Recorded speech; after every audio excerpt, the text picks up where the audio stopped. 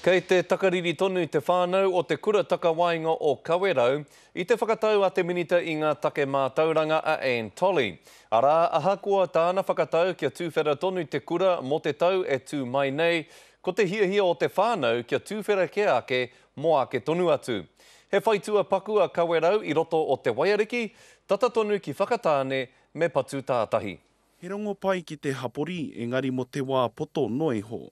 Kei te whawhai tonu mātou, moa mātou kura, kia tū tonu tō mātou kura.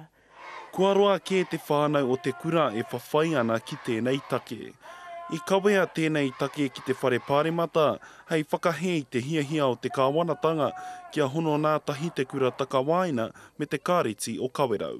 It is important that we get a really good schooling model in Kawerau that meets the needs of what I consider a really unique bunch of kids in a very unique town in New Zealand.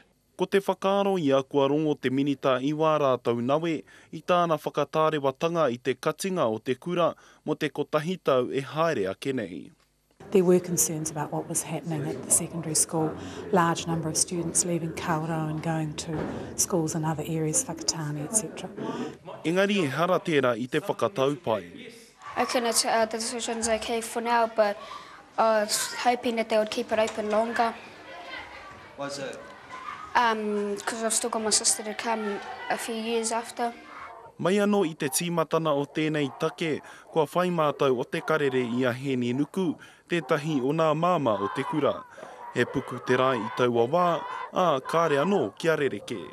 There's no way I'm going to send my child to college. Not at the age of 11. That's just too young for him. Ko tahi tau e toi ana mo tāna tama a hohia i konei, engari ko tāna pōtiki kāre anō kia eke ki te reanga takawaina. Kāore a Hēni i te hiahia ki te tono iaia ki te kāreti. Well, I'd have to take him out of Kawerau, send him away from Kawerau to be able to attend the intermediate, which means me having to move away with my family, which is going to be the only option.